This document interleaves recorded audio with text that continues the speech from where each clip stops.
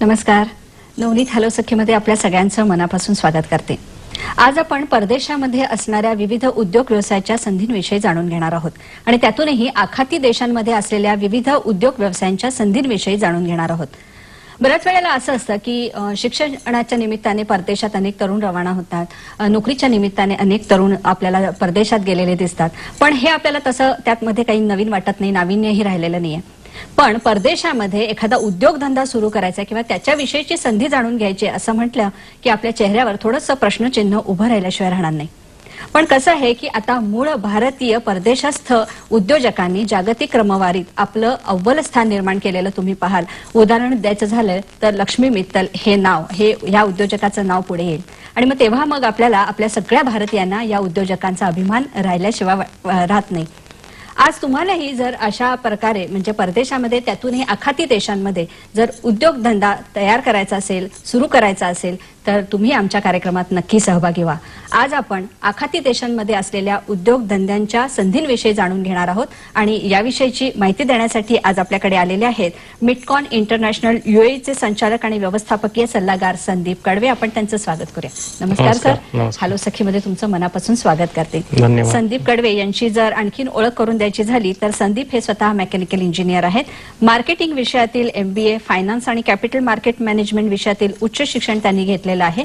अनेक देश विदेशातल्या वर्तमानपत्रातून ते हाऊसिंग फायनान्स, ऑनलाईन ट्रेडिंग या विषयावर त्यांचे लेख प्रसिद्ध झालेले आहेत. कॅपिटल मार्केट हे MBAच्या विद्यार्थ्यांसाठी त्यांचं पुस्तकही प्रकाशित झालेलं आहे. राष्ट्रीय आंतरराष्ट्रीय सेमिनार आणि परिसंवादात ते भाग घेत असतात. आज आपण त्यांना जरूर प्रश्न विचारा. यासाठी आमचे दूरध्वनी क्रमांक आहेत ते लिहून घ्या. आमचे दूरध्वनी क्रमांक 24908050, 24988050. मुंबईच्या बाहेर प्रेक्षकांसाठी 022 हा STD क्रमांक आहे. संपर्कासाठी दूरध्वनी क्रमांक पुन्हा एकदा 24908050, 24988050. मुंबईच्या बाहेर प्रेक्षकांसाठी 022 हा STD क्रमांक आहे. तुमच्या दूरध्वनीची आम्ही वाट पाहत आहोत. संदीप, प्रथम असं मला सांगा की GCC म्हणजे गल्फ कोऑपरेशन काउन्सिल, यामध्ये कुठले देश असतात आणि भारत आणि यांचे रिलेशन कसे? गल्फ कोऑपरेशन काउन्सिल मधले जे देश आहेत ते जर आपण इथे बघितले तर ही खाडी आहे, हा आखात असं आपण त्याला म्हणूयात.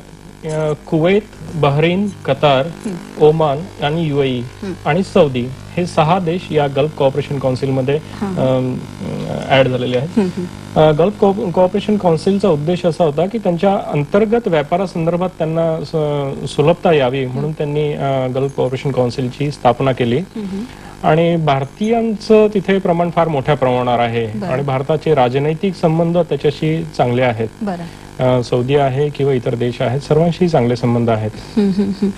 सर, प्रत्येक वेळेला असं असतं की नोकरी करायची झाली तर एक वेगळ्या प्रकारची गुणवत्ता लागते, क्वालिटीज लागतात. तसंच उद्योगधंदा सुरू करायचा किंवा उद्योजक म्हणून परदेशात जर आपल्याला स्थायिक व्हायचं असेल तर नक्की कुठल्या गुणवत्तेची गरज आपल्याला भासते? सर्वप्रथम परदेशात उद्योगाच्या संधी आहेत हेच आपल्याला माहिती नसतं. बरोबर. कारण इथे आपलं जे भारतीय अर्थव्यवस्था ज्या प्रकारे चालते ते जरा वेगळं असतं आणि आर्थिक किंवा इंडस्ट्रीयल जे काही एन्व्हायरमेंट या देशांमध्ये आहे ते थोडंसं वेगळं आहे. ते पहिल्यांदा समजून घेतलं पाहिजे की नक्की कुठल्या प्रकारचा उद्योग करावा हे पहिल्यांदा निश्चित केलं पाहिजे. त्यासाठी थोडा मार्केट रिसर्च करायला हवा किंवा त्या ठिकाणचे जे काही उद्योजक आहेत त्यांच्याशी संपर्क साधून आपण काय माल निर्यात करताना तिथे प्रोडक्शन देखील केलं तर चालेल का या संदर्भात समजून घेतलं पाहिजे. क्वालिटीज या दृष्टिकोनातून बघायला तर चिकित्सकपणा किंवा सर्वांशी जुळून, कारण त्या ठिकाणी अनेक देशातली लोक येतात, त्यांच्याबरोबर तुम्हाला व्यापार करावा लागतो, कल्चर वेगळं असतं किंवा त्यांची विचार करण्याची पद्धत वेगळी असते, तिथले नियम वेगळे असतात. या सर्व गोष्टी समजून घेऊन आत्मसात करून त्यावर प्रभुत्व मिळवण्याची एक क्षमता किंवा जाणीव असावी लागते. ही असली तर मला वाटतं काही कालावधीनंतर त्या ठिकाणी जाऊन उद्योग करणं हे शक्य होऊ शकतं. बरोबर. आपल्या कार्यक्रमातला पहिला फोन आलाय, डोंबिवलीहून अमर पाटील बोलतायत. बोला. हॅलो. हा बोला. आम्हाला असं विचारायचं आहे की दुसऱ्या देशामध्ये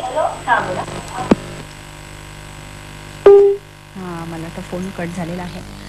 कोणत्या प्रकारच्या उद्योग व्यवसायांमध्ये जास्त स्कोप आहे असं तुम्हाला वाटतं आखाती देशांमध्ये? आखाती देशांमध्ये आता सध्या जी इन्व्हेस्टमेंट आहे ती सर्वात जास्त कन्स्ट्रक्शन या सेक्टरमध्ये आहे. बरोबर. 9/11 नंतर तिथल्या लोकांची जी काही इन्व्हेस्टमेंट होती ती UAE किंवा GCCच्या बाहेर जाण्याच्या ऐवजी त्यांनी तिथेच ठेवायला सुरुवात केली आणि तो जो काही ऑइल रिझर्व्ह किंवा ऑइलच्या मुळे आलेला पैसा होता तो त्या ठिकाणी कुठे इन्व्हेस्टमेंट करावी असं त्यांना प्रश्न पडला, कारण त्यांच्याकडे रिअल असेट्स असे नव्हते. सो दे त्यांनी रिअल इस्टेट क्रिएट करायला सुरुवात केली. रिअल इस्टेटचे मोठे मोठे प्रोजेक्ट्स त्यांनी सुरुवात केली आणि कन्स्ट्रक्शनचा एक फार मोठा बूम त्या ठिकाणी आला. आणि या उद्योगधंद्यावर अवलंबून असल्याने जे काही उद्योगधंदे आहेत त्या संदर्भात खूप मोठ्या तिथे व्यापार उद्योगधंद्याच्या सवलती संधी उपलब्ध आहेत. त्याशिवाय ऑइल अँड गॅस हे क्षेत्र मोठं आहेच तिथे. ट्रॅव्हल अँड टुरिझम फार मोठ्या प्रमाणावर आहे. हॉस्पिटॅलिटी एक फार मोठं क्षेत्र तिथे उपलब्ध आहे. एज्युकेशन आता फार मोठ्या प्रमाणावर तिथे आता सुरू केलेलं आहे. त्या लोकांनी जगभरातल्या युनिव्हर्सिटीज तिथे आलेल्या आहेत आणि त्यांनी तिथे त्यांचे युनिव्हर्सिटीची केंद्र स्थापन केलेली आहेत. शिवाय व्यापाराच्या दृष्टिकोनातून ट्रेडिंग फार मोठ्या प्रमाणावर तिथे चालतं, कारण ते बऱ्यापैकी सेंट्रल लोकेशन असल्यामुळे जगभरातले व्यापारी तिथे येऊन त्याचा फायदा घेतात. जबल अली पोर्ट हे फार मोठं पोर्ट तिथे आहे आणि इतरही पोर्ट्स तिथे आता मोठ्या प्रमाणावर बांधली जात आहेत. किंवा कुवेत किंवा इतर देशांशी व्यापार करताना अगदी थोडक्यात सांगायचं झालं तर पशुधन पशुखाद्य या प्रकारात देखील फार मोठी तिथे संधी उपलब्ध आहे. तिथे गायी किंवा उंट किंवा तिकडचे जे काही त्यांचे मोठे मोठे गोठे आहेत त्यासाठी त्यांना हे सगळं लागतंच. ऍग्रिकल्चर त्यांच्याकडे कमी असल्यामुळे इथला सगळा जो ऍग्रिकल्चरचा एक्सपोर्ट आहे तो फार मोठ्या प्रमाणावर तिथे केला जातो आणि ती देखील एक फार मोठी संधी आहे. आपल्याकडे फूड प्रोसेसिंग म्हणजे व्हॅल्यू ऍडिशन कमी केली जाते, पण ती जर केली गेली तर तिथल्या सुपर मार्केट्समध्ये आपला भारतीय माल हा पॅकेज्ड आणि व्हॅल्यू ॲडेड फूड इंडस्ट्रीच्या दृष्टिकोनातून आपल्याला तिथे मोठी. बरोबर. याविषयी आपण सविस्तर बोलूयात. आपला दुसरा फोन आहे. डॉक्टर श्रीकृष्ण पाडगावकर बोलतात अंबरनाथ येथून. बोला सर. नमस्कार. नमस्कार. दोन प्रश्न आहेत. पहिला प्रश्न असा आहे की ज्यांनी BSc मॅथमॅटिक्स झालंय तर त्या व्यक्तीला आखाती देशामध्ये कशा पद्धतीने बिझनेस करण्यासाठी काही स्कोप आहे का? आणि दुसरा प्रश्न असा आहे की आयुर्वेदिक औषधी तयार करून ती मार्केटिंग करणं या संबंधात काही आखाती देशामध्ये काही स्कोप आहे का? धन्यवाद. बरोबर. आता पहिला प्रश्न असा आहे की BSc मॅथमॅटिक्स घेऊन तुम्ही जर काही उद्योग करू असा विचार करायचा असेल तर त्या प्रकारच्या R&Dच्या तिथल्या संधी फार कमी आहेत. म्हणजे तुम्ही एखाद्या रिसर्च लॅबोरेटरीमधून अनालिस्ट म्हणून गेलात तर तसं शक्यतो होणार नाही, कारण तिथे रिसर्च अँड डेव्हलपमेंट फार कमी प्रमाणात केलं जातं. मेडिकल किंवा फार्मास्युटिकल किंवा टेक्नॉलॉजी या बाबतीत तुमचा रिसर्चसाठीचा जो काही ज्या संधी आहेत त्या थोड्याशा कमी आहेत. परंतु किंवा आपल्याकडचं एज्युकेशन या क्षेत्रामध्ये तुम्ही जसं नोकरी करू शकता किंवा स्वतःचे क्लासेस करतो ते काय तिथे करता येणार नाहीये, कारण तिकडचा अभ्यासक्रम वेगळा आहे. तिकडच्या साधारण 150 देशातली लोक तिथे येऊन शिक्षण घेतात. इंडियन स्कूल्स खूप आहेत. म्हणजे भारतीय विद्यार्थ्यांची संख्या खूप मोठी आहे, परंतु खाजगी शिक्षण असं फार कमी आहे, म्हणजे क्लासेस वगैरे या संदर्भात. आणि दुसरा प्रश्न होता तो आयुर्वेदाच्या. आयुर्वेद हे एक वेगळं फॅकल्टी म्हणून समजले जाते. त्याला अधिकृत मान्यता म्हणजे त्या शासनातर्फे तिथल्या नाहीये. म्हणजे आयुर्वेद मेडिसिन्स तिथे फक्त 2च डॉक्टर माझ्या माहितीतले आहेत की जे प्रॅक्टिस करतायत. तिथे तुम्हाला जर आयुर्वेदिक औषधांचा व्यापार करायचा असेल तर तिथे फूड अँड ड्रग्स त्यांचे जे ऍडमिनिस्ट्रेशन कडनं परमिशन घेऊन मोठ्या प्रमाणात केरळ आयुर्वेदिक तिथे खूप मोठ्या प्रमाणावर आहे आणि बाकी आयुर्वेदिक औषधे तिथे फार मोठ्या प्रमाणावर येत आहेत. पण त्यासाठी तुम्हाला तिथे त्या विशिष्ट प्रकारच्या औषधांची परमिशन घेऊन एक्सपोर्ट करावं लागेल. मॅन्युफॅक्चरिंगच्या दृष्टिकोनातनं स्वतःच्या आयुर्वेदिक जे काही लोक स्वतःच तिथे औषध तयार करतात तिथपर्यंतच ते मर्यादित आहे, परंतु त्याला स्कोप मोठा आहे, ते करता येऊ शकेल तिथे. बरोबर. संजय गोखले हे बोलतात आपल्याला पुण्याहून. बोला. हॅलो. हा बोला. नमस्कार. हॅलो. तुम्हाला दोघांना माझा नमस्कार. नमस्कार. मला प्रश्न असा विचारायचा आहे की आपले भारतीय खाद्यपदार्थ जे आहेत, दर्जेदार असलेले खाद्यपदार्थ ते तिथे जर गल्फमध्ये पाठवायचे असतील त्याला कितीचं मार्केट उपलब्ध आहे? आणि दुसरी गोष्ट अशी की त्यासाठी भारतीय दुकानं म्हणजे इंडियन स्टोअर्सचे पत्ते आणि संपर्काचे क्रमांक कुठे मिळू शकतील? बर. भारतीय खाद्यपदार्थ. खाद्यपदार्थ म्हणजे दोन प्रकारात म्हणू शकतात. एक म्हणजे पेरिशेबल आणि दुसरं पॅकेज फूड. तर पेरिशेबल फूड्स म्हणजे आपल्याकडची भाजीपाला, फळं हे जर तुम्ही व्यवस्थित तिथे पॅक करून पाठवलं तर त्याला प्रचंड मागणी आहे. तिथे फार मोठे मोठे सुपर मार्केट्स आहेत, मॉल आहेत आणि सर्वच जो तिथला खाद्यपदार्थ आहेत ते इम्पोर्ट होतात. तिथे दूध आणि इतर जे काही म्हणजे पदार्थ आहेत ते तयार केले जातात, पण बराचसा जो काय तो आयात होतो माल, त्यामुळे खाद्यपदार्थाच्या संदर्भात भारतीय मालाला तिथे फार मोठी बाजारपेठ अवेलेबल आहे. म्हणजे दोन्ही, म्हणजे तुम्ही पेरिशेबल किंवा पॅकेज फूड इंडस्ट्री मधलं दोन्ही अवेलेबल आहे. फक्त क्वालिटीच्या बाबतीत मात्र सर्वांनी जागरूक राहायला हवं आणि ते एस्टॅब्लिश व्हायला थोडासा वेळ लागतो. ब्रँड एस्टॅब्लिश व्हायला वेळ लागतो, कारण तिथे जगभरातले सर्व ब्रँड तिथे रिप्रेझेंट केले जातात. तुम्ही सुपर मार्केटमध्ये गेलात आणि तुम्हाला फक्त लोणची जरी घ्यायची झाली तर लंडनहून देखील तिथे लोणची येतात. त्यामुळे तुम्हाला त्या प्रमाणात तिथे ब्रँडिंग आणि तिथे शेल्फच तुम्हाला ती सुपर मार्केट मधली भाडेतत्वावर घ्यावी लागते आणि तो मार्केट तुमचं प्रमोशन करावं लागतं प्रोडक्टचं. बरोबर. सर, मला असा एक प्रश्न पडलाय की भारतामध्ये किंवा आपल्या जवळच्या आसपास आपण जेव्हा उद्योगधंदा सुरू करतो त्यावेळेला एक विशेष प्रकारची आपली मानसिकता असते. आपल्या जवळची माणसं असतात, बँका आपल्या असतात, आपलीच माणसं असतात आणि आपले जे घेणारे असतात तेही आपलीच लोक असतात. पण जेव्हा परदेशामध्ये आपण एखादा उद्योगधंदा सुरू करायचा त्यावेळेला कशा प्रकारची मानसिकता तरुणांमध्ये आधीपासून पाहिजे? सर्व लोकांशी संवाद साधण्याची एक हातोटी किंवा कौशल्य सर्वांजवळ असायला हवं. कारण भाषेचं तिथे एक सर्वसाधारण तुम्हाला अडचण येऊ शकते. अरबी भाषा तिथे फार मोठ्या प्रमाणात बोलली जाते, परंतु भारतीयांचं प्रमाण मोठं असल्यामुळे हिंदी, फारसी, उर्दू या भाषा तिथे बोलल्या जातात. इंग्लिश हे माध्यम आहेच, परंतु नुसती भाषा हे गृहीत न धरता जी काही लोक वेगवेगळ्या कल्चरल बॅकग्राऊंड मधनं येतात, सोशल बॅकग्राऊंड मधनं येतात, इकॉनॉमिक बॅकग्राऊंड मधनं येतात, त्या सर्वांशी तुम्हाला जुळून घेऊन तिथे काम करता येऊ शकतंय का, याचा पहिल्यांदा स्वतःशीच आपण विचार करायला हवा. दुसरी गोष्ट म्हणजे कुठल्याही गोष्टीने खचून न जाता, एखादा थोडंसं छोटासा सेटबॅक आला म्हणून मला काही करता येत नाही असं न समजता अजून थोडा रिसोर्सफुलनेस असेल तर तुम्ही तिथे एकमेकांशी नेटवर्किंग करून, लोकांशी ओळखी काढून जर सातत्य दाखवलं तर मला वाटतं आंतरराष्ट्रीय बाजारपेठेत तुम्हाला यश मिळू शकतं. बरोबर. काही वर्ष राहिल्यानंतर म्हणजे आखाती देशांमध्ये जसं आपल्याला अमेरिका किंवा इथे आपल्याला ग्रीन कार्ड मिळू शकतं, तसं या देशांमध्ये काही वर्षात उद्योगधंदा म्हटल्यानंतर तो काही 1 वर्ष, 2 वर्ष किंवा 5 वर्ष असं नसणार, त्याचा वर्षांचा जो काही कालावधी आहे तोही अमर्याद असणार. तर मग आपल्याला या आखाती देशांमध्ये नागरिकत्व मिळू शकतं का? आखाती देशांमध्ये सगळ्यात मोठा कन्स्ट्रेंट जो आहे की त्या ठिकाणी कुठल्याही एक्सपॅट्रिएटला, फक्त भारतीय नाही पण कुठल्याही एक्सपॅट्रिएटला तिथे नागरिकत्व मिळत नाही. अगदी पूर्वी 120-150 वर्षापासून देखील भारतीय तिथे जाऊन ते सेटल झालेले आहेत आणि काही एक्सेप्शन्स सोडले तर तिथे नागरिकत्व असं दिलं गेलेलं नाही आहे. त्यामुळे नागरिकत्वासाठी तुम्ही जर भारतातून आखाती देशांमध्ये स्थलांतर करत असाल तर ते योग्य नाहीये. बरोबर. शक्यतो काय होतं की त्या ठिकाणी जी लोक राहतात 20-20, 30-30 वर्ष, तर त्यांची मुलं मोठी झाल्यानंतर मग ते कॅनडा किंवा ऑस्ट्रेलिया किंवा न्यूझीलंड अशा ठिकाणी मायग्रेट होतात आणि तिथल्या सोयी सुविधांचा लाभ घेतात. पूर्वी आखाती देशातली परिस्थिती ही इन्फ्रास्ट्रक्चर किंवा फॅसिलिटीज किंवा स्टँडर्ड ऑफ लिव्हिंगच्या दृष्टिकोनातून थोडीशी चांगली नव्हती. पण गेल्या 15 वर्षात किंवा 20 वर्षात किंवा गेल्या 10 वर्षात तुम्ही जर बघितलं तर अतिशय उत्कृष्ट सोयी सुविधा तिथे अवेलेबल आहेत, पण तिथलं नागरिकत्व तुम्हाला मिळू शकत नाही. त्यामुळे at certain point of time in your period तुम्हाला ते परत यावंच लागतं आणि ते येण्यापूर्वी तुम्ही भारतात यावं की तुम्ही दुसऱ्या देशात मायग्रेट व्हावं हा डिसिजन तुम्हाला घ्यावा लागतो. त्यासाठी वेगवेगळे क्रायटेरिया असू शकतात. फॉर एक्झाम्पल, मुलांचं एज्युकेशन तुम्ही भारतात करू शकाल का, किंवा मेडिकल फॅसिलिटीज तुम्हाला तिथे अवेलेबल आहेत का, किंवा तुम्हाला त्या ज्या लाईफस्टाईलची सवय झालेली असेल तर भारतात तुम्हाला ते जुळून घेता येईल का, या सर्व गोष्टींचा विचार करून लोक मग शेवटी काही काही वेळेला कॅनडा, ऑस्ट्रेलिया, न्यूझीलंड या ठिकाणी मायग्रेट होतात. बरोबर. विनया भारद्वाज बोलतात आपल्याशी नाशिक येथून. बोला. मला असं विचारायचं होतं की आपण ओमान देशामध्ये, मी तिथे जाऊन आलेली आहे, तर माझा प्रश्न असा आहे की त्या देशामध्ये जर का आपल्याला बिझनेस सुरू करायचा असेल तर त्यांचा असा फायदा आहे की तिकडच्या व्यक्तींना आपल्याला पार्टनरशिप करून घ्यावं लागतं. मग अशा वेळेला आपण 49% आणि ते 51% असतात, तर इव्हन नेम प्लेट सुद्धा दुकानावर त्यांच्या नावाची लावायला लागते. तर अशा वेळेला आपल्याला सिक्युरिटी कोण देणार? बरोबर. विनया, तुमच्या प्रश्नाला आम्ही उत्तर नक्कीच देणार आहोत, पण त्याआधी घेतोय आम्ही छोटासा ब्रेक.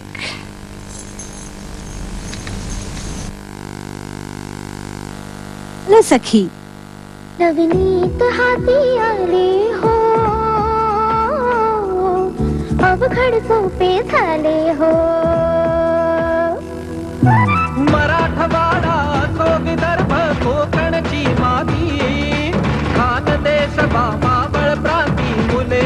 गाती. नवनीत हाती आले हो, अवघड सोपे झाले हो. विकास व्यवसाय नवनीत मार्गदर्शक, 3 पिढ्यांचा अढळ विश्वास. नवनीत हॅलो सखी. लक्स महाराष्ट्र संगीत रत्न प्रायोजक लक्स, नवीन लक्स उठण्यासह उत्सवाचं तेज दररोज. हवा हवासा सूर धरूया, वाऱ्या संगे ताल धरूया. हवा हवासा सूर धरूया, वाऱ्या संगे ताल धरूया. ते ध्येय आपुले जिंकून आणू, होऊन दाखवूया. महाराष्ट्र संगीत रत्न, लक्स महाराष्ट्र संगीत रत्न. लक्स महाराष्ट्र संगीत रत्न दर रविवार व सोमवार संध्याकाळी 7:15 फक्त सह्याद्री वाहिनीवर आणि पुन्हा प्रक्षेपण दर रविवारी सकाळी 11:30 सह्याद्री उपग्रह वाहिनीवर. नवनीत हॅलो सखीमध्ये पुन्हा एकदा स्वागत करते. कार्यक्रमात पुढे चर्चा करण्याआधी आजच्या रंगसह्याद्रीचे या कार्यक्रमात आपण काय पाहणार आहात. आज रात्री 8 वाजता रंगसह्याद्रीचे सह्याद्री उपग्रह वाहिनीवर यामध्ये स्वागतम 2006 आणि ढलती जयरात या कार्यक्रमात सादर झालेली स्वप्नील बांदोडकर, सोनू कक्कड, मिलिंद इंगळे आणि अदिती भागवत यांनी सादर केलेली काही गाणी आपण पाहणार आहात. हाच कार्यक्रम शनिवारी दुपारी 1 वाजता पुन्हा प्रक्षेपित होईल, तेव्हा पाहायला विसरू नका. रंगसह्याद्रीचे आज रात्री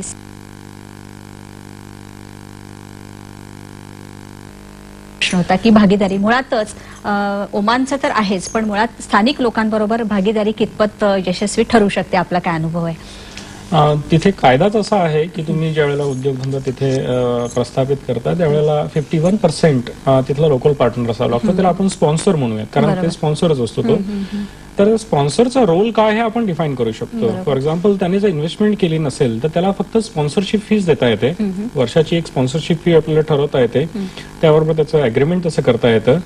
आणि असं साईड अग्रीमेंट करता येतं की तो आपल्या उद्योगधंद्यात किंवा आपल्या व्यापारात तो लक्ष घालणार नाही. त्याला फक्त स्पॉन्सरशिप फी दिली की त्याचा तेवढा रोल संपला. मग आपलं बँक अकाउंट आपल्याला ऑपरेट करता येतं, आपल्या बिझनेसचे सगळे डिसिजन्स आपल्याला घेता येतात आणि व्हर्च्युअल ओनर आपण त्याचे आपणच असतो. आणि अशा प्रकारे सेटअप केलेले बिझनेस तिथे अतिशय व्यवस्थित चालतायत. त्यामुळे त्या स्पॉन्सरचा आपल्या बिझनेस मधला इंटरफेरन्स तसा कमी असतो. दुसरी गोष्ट म्हणायची झाली तर स्पॉन्सरशिपसाठी घाबरून जाण्याचं कारण नाही, कारण शेवटी कायदेशीररित्या आपण तिथे अग्रीमेंट केलं असलं आणि स्पॉन्सरचे इंटेन्शन्स जर व्यवस्थित लक्षात घेतले तर कुठला स्पॉन्सर निवडायचा हे आपण व्यवस्थित समजून घेतलं पाहिजे.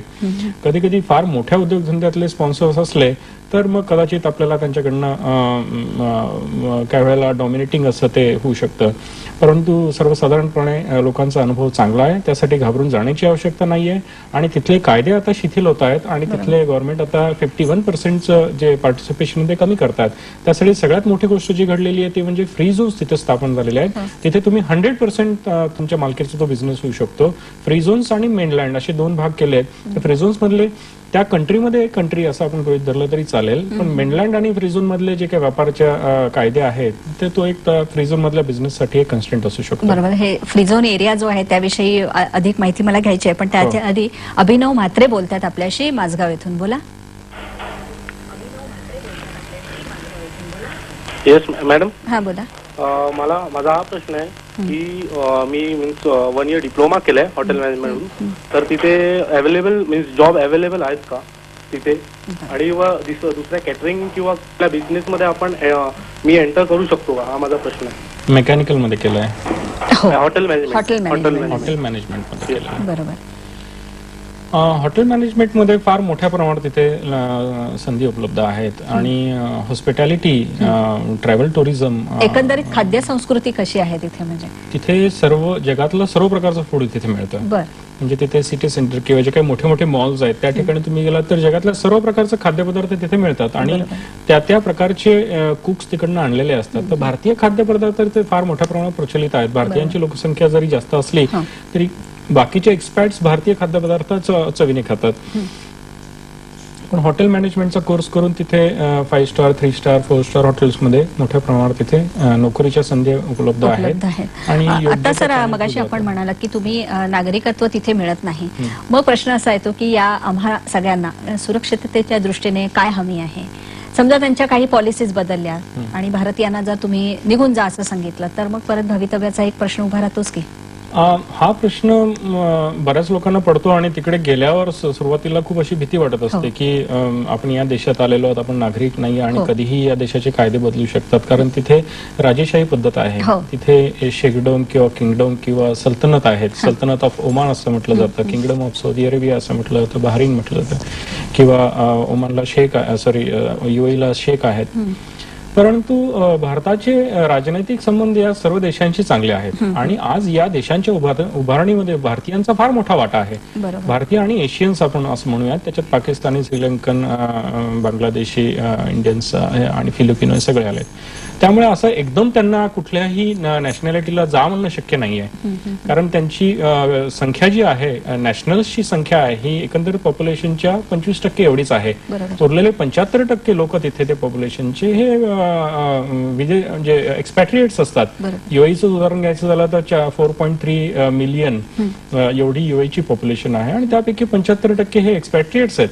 तर त्यामुळे त्यांना असं धोरण घेणं शक्य नाही आणि त्यातल्या त्यात भारतीयांची संख्या जास्त असल्यामुळे, भारताचे राजनैतिक आर्थिक संबंध चांगले असल्यामुळे अशी भीती बाळगण्याचं तसं काही कारण नाहीये. बरोबर. मधुकर रानडे यांचा फोन आहे विलेपार्लेहून. बोला बोला. माझा असा प्रश्न आहे की तिकडे व्यापाराच्या दृष्टीने सगळं तुम्ही म्हणतात ते सगळं कळलं, पण मला एक असा प्रश्न आहे की आपले, आता एक उदाहरण देतो, आपल्या भारताची लोकसंख्या जवळ 110 कोटी आहे. त्यातले 40 ते 50 कोटी मध्यम वर्ग म्हणजे काय घेणारे भरपूर आहेत. तर ह्या 6 देशांची साधारण लोक वस्ती किती आहे, त्यातले म्हणजे बाईंग पॉवर किती आहे, त्याच्यावर इंडियन किती आहेत, असे त्यावरनं अंदाज येतो ना आपण किती बिझनेस करू शकतो. असं एक माझा हे बाहेरच्या कंपनी त्याच्यात म्हणजे काय 50 कोटी लोक आहेत, त्यांच्याकडे बाईंग पॉवर वाले आहेत आपल्याकडे. सांगतो तुम्हाला मी. मार्केटिंगचा अभ्यास करणं मला वाटतं फारच महत्वाचं आहे. तिथे काय जाणार आहे किंवा तिथे कुठल्या प्रकारचा उद्योग चालेल या विषयाची पूर्ण माहिती आपल्याला मला वाटतं हवी आणि त्याचा अभ्यासही कसा करायचा आहे तेही सांगा. आणि मला वाटतं स्टॅटिस्टिक पण आपण सांगू आपल्या प्रेक्षकांना. सांगतो मी. इनफॅक्ट जर आपण बघितलं तर महाराष्ट्राचा आपला एरिया आहे हा 308 स्क्वेअर किलोमीटर एवढा आहे आणि मुंबईचा जो एरिया आहे हा 437 स्क्वेअर किलोमीटर एवढा आहे. आता याच्या कंपॅरिझन मध्ये बघायला गेलं तर सगळ्यात छोटा देश या GCC मधला बहरीन आहे. याची 678 स्क्वेअर किलोमीटर एवढीच त्याची म्हणजे क्षेत्र आहे. त्याच्यानंतर UAEचं बघितलं तर 83,600 स्क्वेअर किलोमीटर एवढं त्याचं क्षेत्र आहे.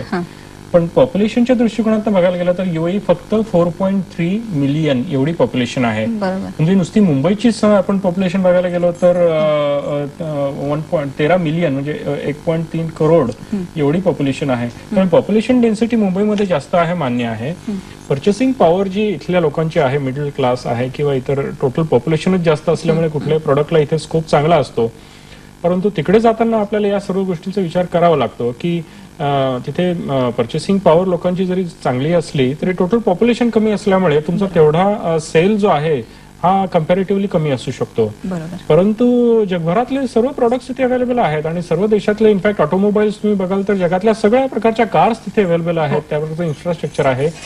त्यामुळे थोडा मार्केट रिसर्च तुम्ही केला तर जरी तुम्हाला एवढं मोठं मार्केट मिळालं, सौदी एक मोठं मार्केट आहे परंतु इतर 5 कंट्रीज जे आहेत त्याच्यात पॉप्युलेशन कमी असल्यामुळे एकंदर लोकसंख्याच्या दृष्टिकोनातून तसं मार्केट कमी आहे. पण पर्चेसिंग पॉवर चांगली असल्यामुळे तुम्ही तिथे तुम्हाला व्हॅल्यू मिळू शकते, म्हणजे त्या प्रमाणात जास्त फायदा मिळू शकतो त्या प्रोडक्टला. बरोबर. स्वप्ना घरात बोलतात आपल्याशी, दहीसर येथून. बोला.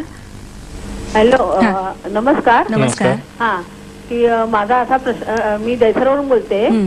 तर माझा असा प्रश्न आहे की माझ्या भावाचा दादरला चांगला एस्टॅब्लिश स्नॅक्सचा हे आहे बिझनेस, आणखी पण पियुष आणि लिंबाचं सरबत वगैरे असं त्याचा बिझनेस आहे. तर आम्ही हा बिझनेस तिथे जाऊन करू शकतो का? इथे आता 15 वर्ष चांगली त्याचा एस्टॅब्लिशमेंट झालेला आहे. बरोबर. हा प्रश्न कळला. ऍक्च्युली या प्रश्नाचं थोडंसं विस्तृत मी असं उत्तर देतो, कारण हा फार महत्वाचा प्रश्न आहे. मागे मी इकडे एका JMCCIच्या कॉन्फरन्ससाठी आलो असताना त्या ठिकाणी असेच प्रश्न विचारले होते. इथून उद्योग करण्यासाठी आपण ज्यावेळेला परदेशात जातो त्यावेळेला कुठल्या प्रकारच्या उद्योजकांनी तिथे जावं हा एक प्रश्न सगळ्यांना पडतो. तर माझं असं मत आहे की इथे आपण जर उद्योग सेट केला असेल आणि जो मोठ्या प्रमाणावर तो वाढला असेल आणि जर तो एक्सपिरियन्स, ती आर्थिक सुबत्ता घेऊन जर आपण परदेशात गेलो आणि तिथे उद्योगधंदे स्थापन केले तर मला वाटतं सर्व्हायव्हलची जी काही शक्यता असते ती जास्त असते. छोटे उद्योग ज्यावेळेला आपण तिकडे घेऊन जातो त्यावेळेला कदाचित ते क्लिक होतील न होतील असं होऊ शकतं. त्यामुळे उद्योगधंदे स्थापन करताना इथल्या सक्सेसफुल जिथे जे यशस्वी उद्योजक आहेत आणि मोठ्या प्रमाणावर किंवा इथले मीडियम स्केल किंवा लार्ज स्केल उद्योजक जे आहेत त्यांनी तिथे जरूर जावं, कारण त्यांना फेल्युअरची शक्यता थोडीशी कमी असते किंवा ते घेण्याची त्यांची जोखमीची ताकद असते. पण छोटे उद्योजक ज्या वेळेला तिकडे जातात त्यावेळेला त्यांना ते एकंदर गुंतवणूक करण्याची आणि त्या एकंदर 6-8 महिने 1 वर्षभर तिथे सस्टेन करण्याची त्यांची ती कॅपॅसिटी कमी असते. आता पणं किंवा फूड प्रोडक्ट्स यासारखे जे प्रोडक्ट्स आहेत त्यासाठी तिकडे जाऊन तुम्ही सेट करणार त्यावेळेला पहिले 6 महिने 8 महिने ते 1 वर्ष तुम्हाला फारसा नफा होणार नाही. या दृष्टीने तुमची आर्थिक झळ सुचण्याची तयारी आहे का? आणि तिथे जाऊन ते सर्व सेट करण्यानंतर तुमचं क्लिक झालं नाही तर तेवढी तुमची तयारी आर्थिक झळ सुचण्याची असली पाहिजे. पॉप्युलेशन मराठी पॉप्युलेशन तिथे आहे, भरपूर आहे, पण ती अशी एका ठिकाणी केंद्रित नाहीये. त्यामुळे इथले तुम्ही दादरमध्ये किंवा गिरगावात जर चालू केलं तर जसं चालू शकतं तसं तिथे नाहीये.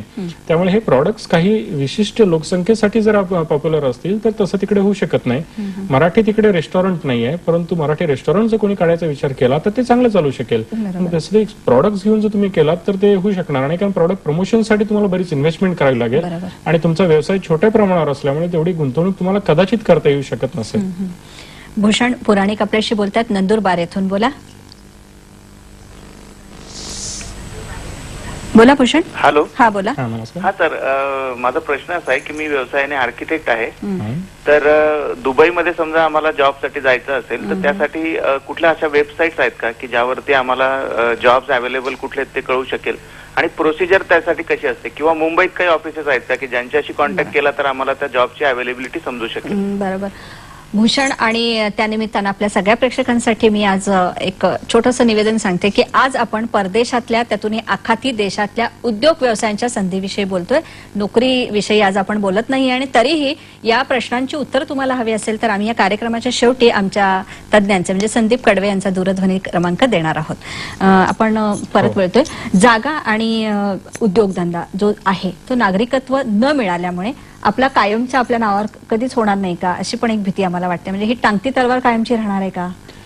हो, तसं होऊ शकतं. कारण फक्त तुम्ही फ्री झोन मध्ये जर सेटअप केला असेल बिझनेस. बरं सर, त्यानिमित्ताने फ्री झोन एरिया म्हणजे काय? फ्री झोन म्हणजे एखाद्या देशामध्ये जर एखादा भूभाग वेगळा घेतला आणि त्याचे कायदे वेगळे केले तर त्या देशातच ते एक छोटासा देश तयार होतो आणि त्या ठिकाणी तुम्हाला व्यापार करण्याची संपूर्ण मुभा असते. आपल्याकडे जसा सांताक्रूज एक्सपोर्ट प्रोसेसिंग झोन होता, सिप्स होता, किंवा आपल्याकडे स्पेशल एक्सपोर्ट किंवा प्रोसेसिंग झोन आता येत आहेत, SEZ येत आहेत, त्याप्रमाणे त्या ठिकाणी साधारण 30-40 प्रकारचे असे फ्री झोन्स तयार केलेले आहेत UAE गव्हर्नमेंटने. आणि त्या ठिकाणी तुम्हाला 100% तुमची ओनरशिप असते आणि you can do your business. म्हणजे इंडस्ट्रीज सेटअप करू शकतात, ट्रेड करू शकतात, कन्सल्टन्सी करू शकतात, वेगळ्या प्रकारचे लायसन्स मिळतात, फॅसिलिटीज मिळतात, वेअरहाऊसेस असतात, तिथे इंडस्ट्रीज सेटअप करणे, मॅन्युफॅक्चरिंगसाठी जागा मिळते, ती तुमच्या मालकीची होऊ शकते किंवा ती लॉंग टर्म लीजवर मिळते, म्हणजे ॲज गुड ॲज तुमची मालकीची असते. परंतु मेनलँडमध्ये ज्यावेळेला तुम्ही सेटअप करता त्यावेळेला ती जागा तुमच्या मालकीची होऊ शकत नाही. आणि शिवाय लायसन्स तुमच्या नावावर जरी असलं तरी त्याची 51% भागीदारी ही तिथल्या नॅशनलकडे असल्यामुळे संपूर्णरित्या कायदेशीररित्या तो बिझनेस तुमच्या मालकीचा नसतो. परंतु त्याची भीती बाळगण्याचं तसं कारण नाही आहे, कारण अशा केसेस घडलेल्या माझ्या तरी ऐकण्यात नाहीत की कोणाला या 51% आणि 49%मुळे कधी तोटा झालाय, किंवा अशाच काही गोष्टी झाल्यात की काही लोकांनी तिथे बिझनेस सेटअप करून ते रात्रीत गुंडाळून गेले. तर असं कायदेशीररित्या तसं फार भीती बाळगण्याचं कारण नाही असं मला वाटतं. बरोबर. आपल्याला वर्ध्याहून एक फोन आहे. बोला. हॅलो. हा बोला. आखाती देशामध्ये योगासनचा क्लास चालवता येतो का? बरं, योगासनाचा क्लास चालवायचा आहे का नाही आणि आपल्याला सर त्याचं उत्तर देणार आहे, पण त्याआधी आपण घेतोय छोटासा ब्रेक.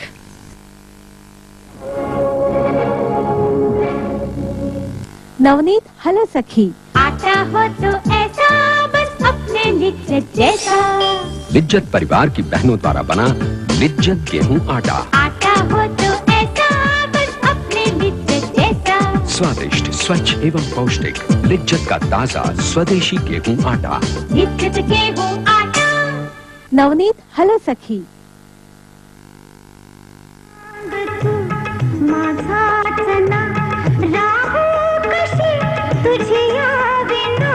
आता भाऊजींची बायको घरात येणार, या 2 खोल्यात कसं काय जमणार आहे गणित? राजेश बळवंत देशमुख ते पकड वाढून द्या त्याच्या. राजेश, मी निर्दोष आहे. नाहक बदनामी असह्य झाल्यामुळं मी आपले जीवन संपवित आहे.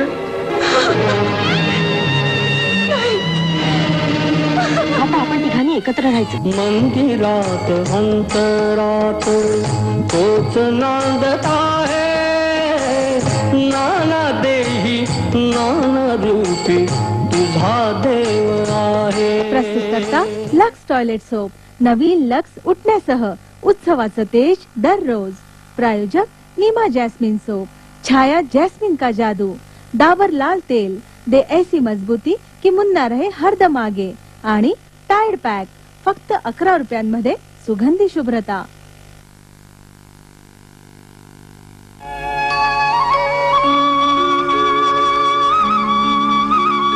15 ऑगस्ट 2006 पासून राज्यातील आमच्या लाखो प्रेक्षकांच्या घरी सह्याद्रीची स्वतंत्र भरारी. दुपारी 3 ते सायंकाळी 8 याशिवाय सकाळी 6 ते 9 या वेळेतही प्रादेशिक प्रसारण. महाराष्ट्रातील सर्व लघु उच्च शक्ती प्रक्षेपण केंद्रांसाठी हे प्रसारण अनिवार्य आहे. प्रत्येक घरासाठी आणि घरातल्या प्रत्येकासाठी आपली वाहिनी सह्याद्री वाहिनी. नवनीत हॅलो सखीमध्ये पुन्हा एकदा स्वागत करते. पुढे जाण्याआधी शुक्रवारच्या म्हणजे 11 ऑगस्टच्या हॅलो सखी विषयी. 11 ऑगस्ट शुक्रवार दुपारी 1 वाजता हॅलो सखीमध्ये आपण माहिती घेणार आहोत गुडघा प्रत्यारोपणाविषयी आणि यामध्ये सहभागी होणार आहेत डॉक्टर मिलिंद सावंत. हे आहेत गुडघा प्रत्यारोपण तज्ज्ञ. संचालन करतील शुभांगी गोडबले. तेव्हा उद्याच्या कार्यक्रमात नक्की सहभागी व्हा. गुडघा प्रत्यारोपण हा कार्यक्रम उद्या होईल हॅलो सखीमध्ये शुक्रवारी म्हणजे 11 ऑगस्ट दुपारी 1 वाजता.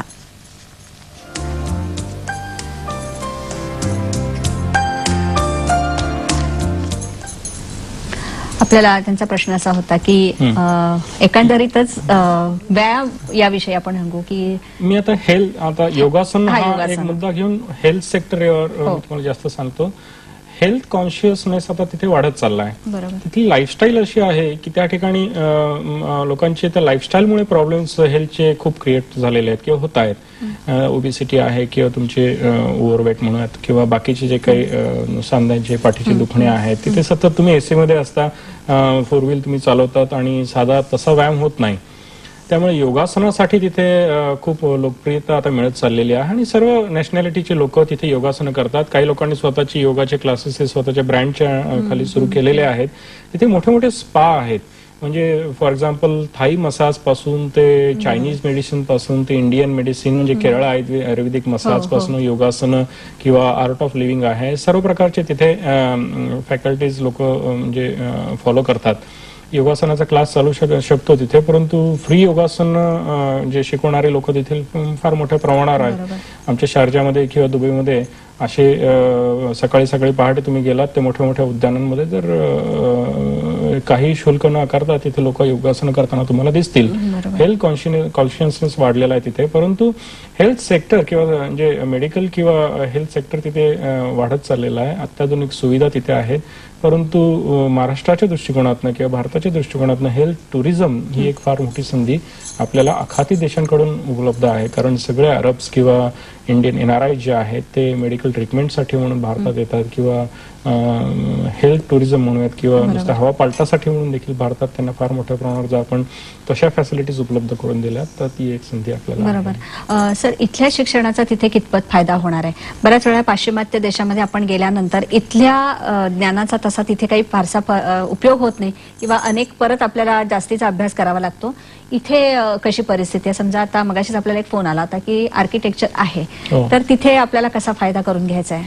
हो, मला वाटतं त्यांचं नाव भूषण होतं. भूषणचं आर्किटेक्ट आहेत आणि मला असं सांगावं असं वाटतं की आपले 25 ते 30 वर्षापूर्वी तिथे जुने जे आर्किटेक्ट होते त्यांनी फार मोठं काम तिथे केलेलं आहे. आणि अशोक कोरगावकर आहेत किंवा त्यांचे बरेचसे मित्र तिथे आहेत आणि फार मोठ्या प्रमाणावर त्यांनी प्रोजेक्ट हँडल केलेले आहेत.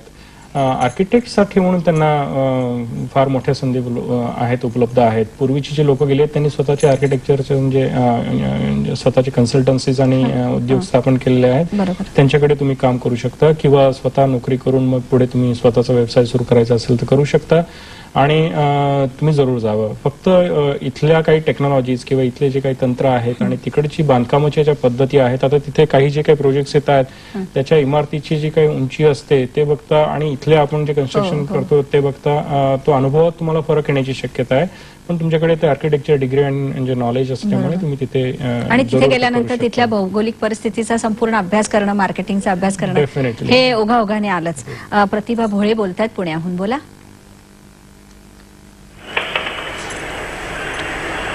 हॅलो, बोला. हॅलो. हा, बोला. हॅलो सखी. बोला. हॅलो सखी. मला असं विचारायचं होतं, परदेशामध्ये अंध महिलांना उद्योजक करायचं असेल तर त्या संदर्भात आम्हाला मार्गदर्शन तुम्ही काय करू शकाल? बर. तिथे काही चॅरिटेबल इन्स्टिट्यूशन्स आहेत की जे या बाबतीत मदत करू शकतील आणि अशा काही फार नाही आहेत तिथे, परंतु त्यांना जर कॉन्टॅक्ट केला तर त्या बाबतीत ते जरूर काही मदत करू शकतील.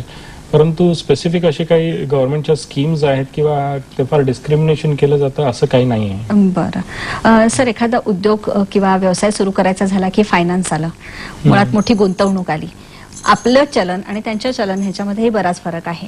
मग तिथे जाऊन तिथे काही गुंतवणूक करायची झाली तर तो जो फायनान्स आहे त्याच्यासाठी तिथल्या बँका किंवा तिथली जी काही एकूण पद्धत आहे ती आपल्याला मदत करणार आहे का? आपल्याला त्यांच्याकडून काही कर्ज मिळणार आहेत का? आणि भारतीय बँका अशा प्रकारे कर्ज देतात का? भारतीय बँकांपैकी बँक ऑफ बरोडा ही सगळ्यात जुनी बँक तिथे आहे. त्यांच्या तिथे ब्रँच आहे. आता सध्या HDFC, ICICI तिथे ब्रांचेस सुरू केलेले आहेत. रिप्रेझेंटेटिव्ह ऑफिसेस सुरू केलेले आहेत. फुल फ्लेज बँकिंगचे लायसन्सेस त्यांना मिळतीलच असं दिसतं. बँक मला वाटतं बहरीनमध्ये त्यांनी सुरू केलेलं आहे. परंतु ज्या वेळेला भारतीय इथून तिथे गुंतवणूक करतात तर संपूर्णपणे त्यांना सुरुवातीला इक्विटी गुंतवावी लागते. त्यांना पटकन बँका लोन देत नाहीत, कारण लोन हे तुमच्या स्पॉन्सर्सच्या क्रेडिट वर तुम्हाला मिळू शकतं किंवा तुमचं जर एक्झिस्टिंग बिझनेस असेल तर त्या ट्रॅक रेकॉर्डवर तुम्हाला लोन मिळतं. त्यामुळे 3 वर्ष झाल्याशिवाय तुम्हाला पटकन कुठली बँक लोन देईल असं होऊ शकत नाही. त्यामुळे सुरुवातीला सगळा जो फायनान्स आहे तुम्हाला शक्यतो इक्विटीने करावा लागतो. आणि तिथे गेल्यावर एक तयारी मात्र ठेवावी लागते की तुम्हाला पहिले 6 ते 8 महिने काहीही तुमचा कॅश फ्लो येणार नाही किंवा काहीही तुम्हाला इन्कम मिळणार नाही हे गृहीत धरून ती प्रोव्हिजन तुम्ही तुमच्या इन्व्हेस्टमेंटमध्ये केली पाहिजे. नाहीतर गेल्या 3 महिन्यात तुमचा कॅश फ्लो सुरू होईल आणि तुम्हाला रिटर्न सुरुवात होतील असं समजणं चुकीचं आहे. त्याला तेवढा गेस्टेशन पिरियड आहे आणि त्या दृष्टिकोनातून तुम्ही ती इक्विटीची तरतूद केली पाहिजे. परंतु बँका तिथे मदत करतात आणि सर्व प्रकारच्या बँकिंग फॅसिलिटीज तिथे अवेलेबल आहेत. वर्किंग कॅपिटलसाठी आहेत, प्रोजेक्ट फायनान्ससाठी आहे, स्ट्रक्चरिंग आहेत. फॉरेन एक्सचेंज म्हणायला गेलात तर भारतीय रुपया हा 12 ते 13 आता 13च्या आसपास भारतीय रुपयाचं त्याचं चलन दर आहे. आणि सगळ्यात मोठा फायदा इथल्या उद्योगांना तिथे गेल्यावर होतो तो म्हणजे तिथे टॅक्सेस काही नाही आहेत. त्यामुळे तो एक 30 ते 40-46% जो फायदा आहे तो तुम्हाला स्वतःकडे ठेवता येतो आणि कॅश फ्लोच्या दृष्टिकोनातून निश्चितपणे त्याचा फार मोठा उपयोग होतो. विष्णू गरुड बोलतायत मालाड येथून. बोला. हॅलो. हा, बोला. मला जरा अर्थशास्त्राच्या याच्यातनं तुम्हाला एक प्रश्न विचारायचा आहे की बॅलन्स ऑफ पेमेंट आणि पर्चेसिंग पॉवर पॅरिटी ह्या दोघांच्या ह्याच्यामध्ये आपल्याला स्वतःला बॅलन्स ऑफ पेमेंटच आपलं जास्त असल्यामुळे आपण तिकडे इन्व्हेस्टमेंट करून पुन्हा आणखीन ते वाढवण्यात इष्ट आहे का, हा एक माझा पहिला प्रश्न आहे. आणि ह्या ह्याच्यातनं ही जर इन्व्हेस्टमेंट केली तर आपली क्वालिटी तिथनं चांगली येईल का, हा दुसरा प्रश्न. आणि तिसरा प्रश्न त्याच्यामध्ये असा आहे की आपणच इथं चांगला प्रॉडक्ट काढून आपण इंटरनॅशनल मार्केटमध्ये जाऊ शकतो की नाही, ह्याबद्दल आपल्याच लोकांना विचारून त्याचे ह्युमन राईट्सच्या ह्याच्यातनं तुम्ही मला उत्तर द्या. जरूर. भारताचं बॅलन्स ऑफ पेमेंट तुम्ही गृहीत धरलं तर ऑब्व्हियसली आपल्याकडे डेफिसिट आहे. परंतु त्या सर्व देशांमध्ये त्यांचं चलन हे अतिशय स्ट्रॉंग आहे. त्यामुळे कुवेत किंवा बहरीन किंवा सगळ्या देशांमध्ये जर बघायला गेलं तर त्यांच्याकडे सरप्लस आहे सगळं आणि तो सरप्लस त्यांना दुसरीकडे गुंतवायचा आहे. त्यामुळे त्यांना आपल्या भारतीयांच्या कॅपिटलची तशी गरज नाहीये. आजच्या प्रोग्राम मध्ये असं काही सांगायचं नाही की तुम्ही तिकडे जाऊन तुम्ही फार मोठी इन्व्हेस्टमेंट करा. प्रश्न असा आहे की तिकडे उद्योगाच्या संधी अवेलेबल आहेत. मग त्या तुम्ही घेणार कशा? जर तिथे $1 ट्रिलियन एवढी इन्व्हेस्टमेंट आता येत्या 5 ते 7 वर्षात होणार आहे मग ती इन्व्हेस्टमेंट कुठे होणार आहे? तो ऑइल अँड गॅस, कन्स्ट्रक्शन आहे, पेट्रोकेमिकल आहे, ट्रॅव्हल अँड टुरिझम आहे, हॉस्पिटॅलिटी आहे, अल्युमिनियम इंडस्ट्री फार मोठ्या प्रमाणावर तिथे आता उपलब्ध आहे, पॉवर अँड वॉटर आहे तिथे. तर तिथे जाऊन तुम्हाला प्रोजेक्ट्स एक्झिक्यूट करायचे असतील किंवा कन्सल्टन्सी सर्व्हिसेस द्यायचे असतील किंवा काही मॅन्युफॅक्चरिंग करायचं असेल, काही स्पेअर ॲक्सिलरी युनिट्स सेटअप करायचे असतील, तर त्यासाठी तुम्हाला तिथे गुंतवणूक ही करावीच लागणार. परंतु त्या गुंतवणुकीवर तुमचा रिटर्न जो आहे तो जास्त असतो, त्याच्यावर टॅक्सेस नसतात आणि तो जो पैसा कमवलेला आहे हा तुम्ही पुनर्गुंतवणुकीसाठी म्हणून इकडे भारतात आणू शकता. नुसता पैसाच नाही, तो जो अनुभव तुमचा आहे त्या अनुभवाने तुम्ही समृद्ध झाल्यावर तुम्ही जो इकडे आलात आणि त्या प्रकारचे प्रोजेक्ट तिथे एक्झिक्यूट करायचा प्रयत्न केलात तर तो भारतासाठी म्हणून फार मोठा फायदा आहे. इनफॅक्ट केरळाची जी इकॉनॉमी आहे फार मोठ्या प्रमाणावर एक्सपॅट रेमिटन्सेसवर चालते आणि त्या गव्हर्नमेंटने त्याचं महत्व ओळखलेलं आहे आणि त्यासाठी त्यांचा NRK म्हणजे नॉन रेसिडेंट केरळाईटसाठी त्यांनी एक मोठा म्हणजे मिनिस्ट्रीज तिथे आहे आणि त्यासाठी मंत्री आहे. तो रितसर तिथे नेहमी येतो, तिथल्या गव्हर्नमेंटशी चांगले संबंध ठेवतो आणि एक्सपॅट रेमिटन्सेसचा केरळाला जसा फायदा झाला तसा आपण जर एखादी तशी पॉलिसी तयार केली आणि तसे संबंध ठेवले तर आपल्या महाराष्ट्राच्या अर्थव्यवस्थेसाठी म्हणून त्याचा निश्चितपणे फायदा होऊ शकतो. वैभव जाधव यांचा फोन आहे नाशिकहून. बोला. हॅलो. हा बोला. आमचा असा प्रश्न होता की आपण म्हणजे परदेशात जाऊन जे खोलतो, समजा आपली कंपनी म्हणा, उद्योग म्हणा, तर तिथं जाऊन आपल्याला काही तारण द्यावं लागतं का त्यांना, का आपल्या इथल्या तारणावर ते होऊ शकतं? तिकडे ज्या वेळेला आपण एखादी कंपनी सेटअप करतो ती कंपनी ब्रँच म्हणून सेटअप करणारे भारतीय कंपनीची की वेगळी, हा पहिला मुद्दा. जर आपण तिथे वेगळीच लोकल कंपनी सेटअप केली तर कोलॅटरल म्हणून तुम्हाला तिथल्या स्पॉन्सरची गॅरंटी, म्हणजे तुम्ही कर्ज घेणार असाल तर तिथल्या स्पॉन्सरची गॅरंटी द्यावी लागते. कारण पहिल्या सुरुवातीच्या 3 वर्षात मी मगाशी म्हटल्याप्रमाणे जर तुमचं कंपनीचा ट्रॅक रेकॉर्ड नसेल, बॅलन्स शीट नसतील, ऑडिटेड फायनान्शियल्स नसतील तर कुठलीही बँक तुम्हाला वर्किंग कॅपिटल देखील देणार नाही, बाकी प्रोजेक्ट फायनान्स सोडूनच द्या. त्यामुळे तुम्ही एखाद्या मोठ्या बिझनेस ग्रुपमध्ये तुमची एक स्वतःची कंपनी म्हणून सुरू केली तर त्या स्पॉन्सर्सच्या क्रेडिटचा तुम्हाला फायदा होतो, त्याची ती गॅरंटी दिली जाते आणि त्या बेसिसवर तुम्हाला बँक्स फायनान्स करतात. त्यासाठी तुम्हाला भारतीय उद्योगाचं तुमची जी काही पत आहे त्याचा तिकडे डायरेक्ट फायदा होत नाही. परंतु बँक ऑफ बरोडामध्ये तुम्ही गेलात तर कदाचित त्याचा थोडाफार फायदा होऊ शकेल, परंतु ते लिगल एंटिटीज वेगळी असल्यामुळे तुम्हाला म्हणजे सर्वथा तिथे एक वेगळं एक ट्रॅक रेकॉर्ड तयार करावं लागतं आणि नंतर त्या कोलॅटरलचा तुम्हाला. सर, या ज्या आपल्या GCC मध्ये जे काही 6 देश येणार त्याच्यामध्ये सोशल सिक्युरिटीचं काय? बऱ्याच ठिकाणी आम्ही असं ऐकलेलं आहे की कुटुंब किंवा आपलं जी फॅमिली ती घेऊन जाता येत नाही. असं नाहीये.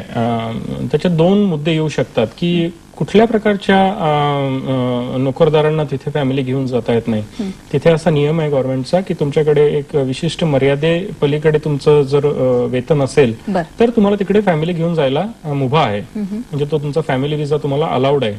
याचं कारण असं आहे की तुम्ही जर तुमच्या फॅमिलीची काळजी आर्थिकरित्या घेऊ शकत नसाल तर तुम्हाला तिकडे फॅमिली नेण्यात तसा काही हे नाही, उद्देश तुमचा साध्य होऊ शकणार नाही. शक्यतो तिकडे लोक जातात ते थोडेफार पैसे सेव्ह करून इकडे पाठवणे आणि मग सेव्हिंग पूर्ण झाल्यानंतर एक 10 वर्ष 20 वर्ष करून मग तुम्ही इकडे येऊन सेटल होणार असाच असतो. पण फॅमिली घेऊन जायला या पलीकडे दुसरे कुठले रिस्ट्रिक्शन्स आहेत असं नाही. परंतु तिथे सौदीमध्ये गेल्यानंतर काही विशिष्ट तुम्हाला एक नियम पाळावे लागतात की सार्वजनिक ठिकाणी तुम्ही वावरताना तुम्ही कुठल्या प्रकारचा ड्रेस कोड तुमचा असला पाहिजे, तुमचं बिहेवियर कसलं असलं पाहिजे, किंवा विशिष्ट महिन्यामध्ये रमजानमध्ये किंवा इतर ठिकाणी तुम्ही हे सगळे जे लोकल कल्चरल जे काय तुमचे नियम आहेत ते आपल्याला पाळायला करावे लागतात. जयंत यांचा फोन आहे मीरा रोडहून. बोला. बोला जयंत. हॅलो. नमस्कार. नमस्कार. माझा इंटिरियरचा व्यवसाय मुंबईमध्ये आहे आणि परदेशामध्ये जर मला इंटिरियरचा व्यवसाय करायचा असेल तर त्यासाठी बिझनेस कसा मिळू शकतो आणि त्यासाठी काय तयारी करावी लागते? बरोबर जयंत, तुमच्या प्रश्नाला आम्ही उत्तर देणार आहोत, पण त्याआधी घेतोय आम्ही छोटीशी विश्रांती. नवनीत हलो सखी. नवनीत हाती आले हो, अवघड सोपे झाले हो. मराठवाडा तो विदर्भ कोकणची माती, खानदेश बाबळ प्रांती मुले मुली गाती. नवनीत हाती आले हो, अवघड सोपे झाले हो. विकास व्यवसाय नवनीत मार्गदर्शक, 3 पिढ्यांचा अढळ विश्वास. नवनीत हलो सखी. आली लहर केला कहर कशाची डर जवान माणसाला असा हुनर अशी जिगर कुठे नजर कशावरी डोळा. विक्रम तुझ्यासाठी फार बेफाट झालाय. आपण सुरुंग तर पेरलाय, आता फक्त उडवायचा काय तो अवकाश. तुम्ही दोघांनी एकमेकावर प्रेम केलं नाही? हो हो हो हो मग लग्न सुद्धा उरकून टाका म्हणजे झालं. पण माझं बघा, आता तुम्ही मध्ये काहीही बोलू नका. लग्न तरी कोणाचं आहे? शकुनाचं म्हणजे आपलं आपलं आणि तेही उद्या उद्या पत्रिका. उद्या आपलं लग्न आहे. उद्या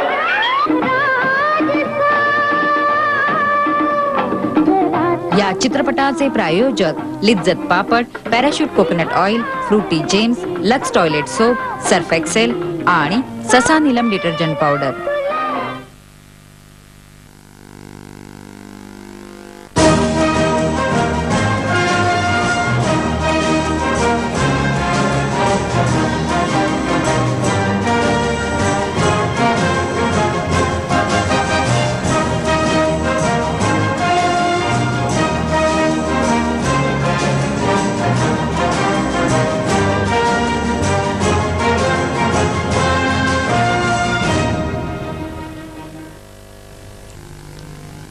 नवनीत हॅलो सखीमध्ये पुन्हा एकदा स्वागत. आखाती देशांमध्ये असणाऱ्या उद्योग व्यवसायाच्या संधींविषयी आपण माहिती घेत आहोत आणि ही माहिती देण्यासाठी आज आपल्याकडे आलेले आहेत संदीप कडवे. या कार्यक्रमानंतर संदीपजींना तुम्हाला काही प्रश्न विचारायचे असतील तर त्यांचे दूरध्वनी क्रमांक आम्ही देत आहोत, ते लिहून घ्या.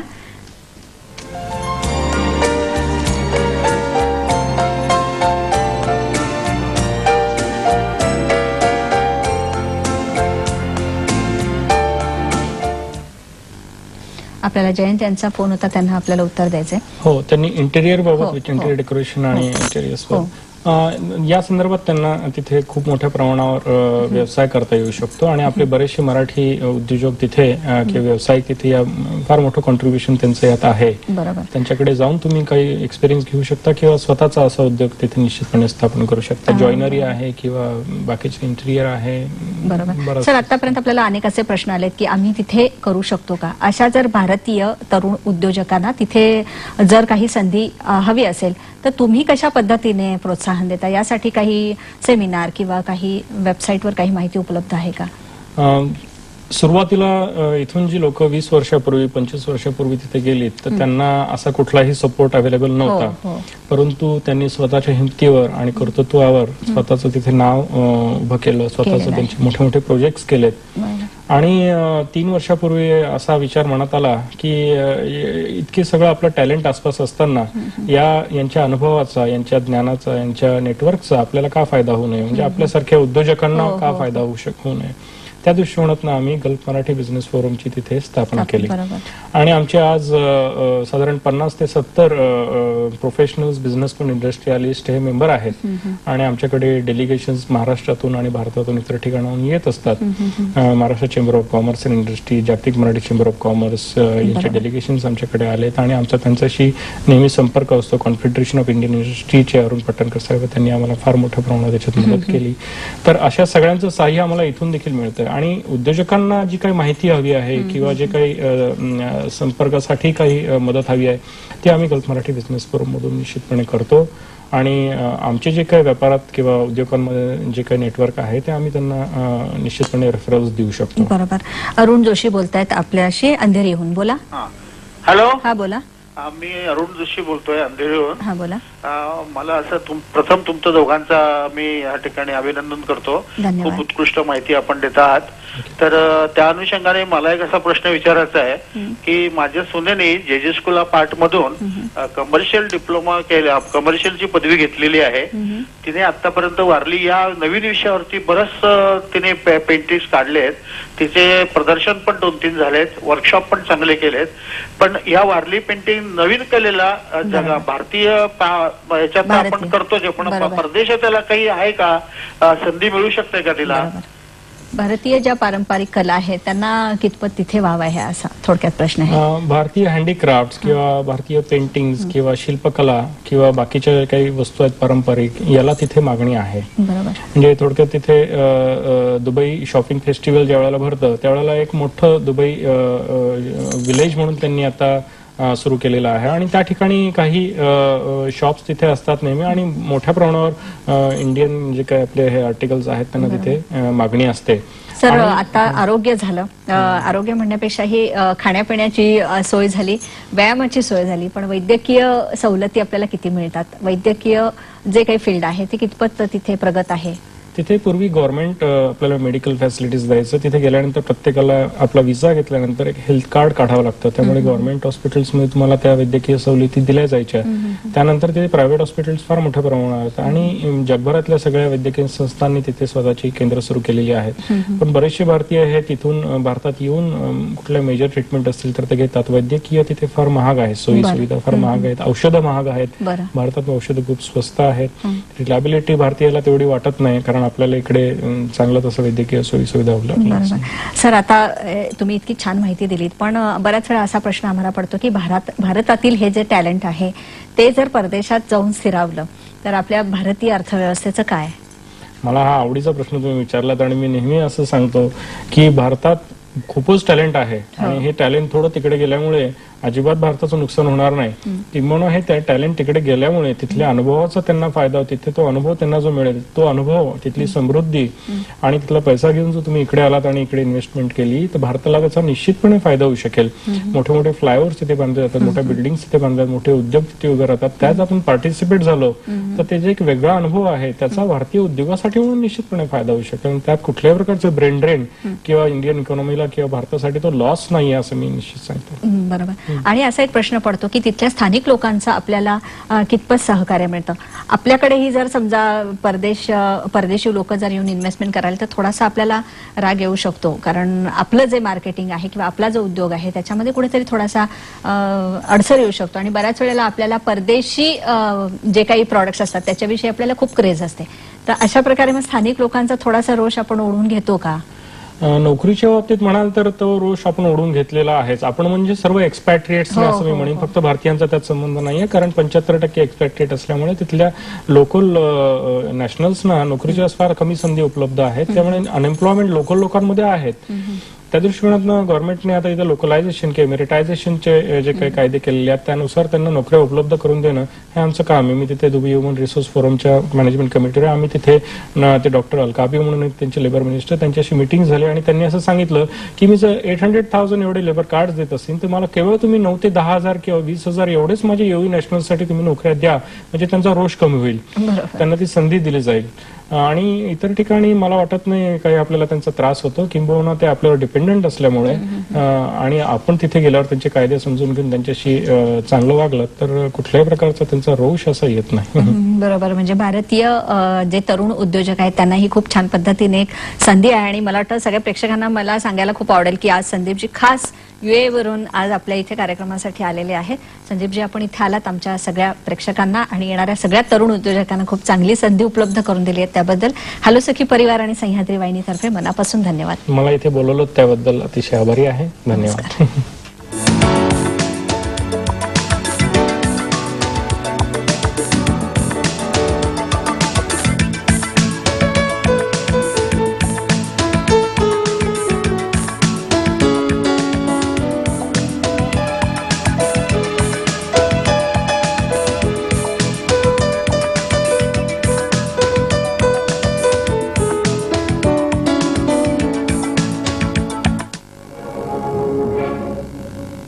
नवनीत हॅलो सखी.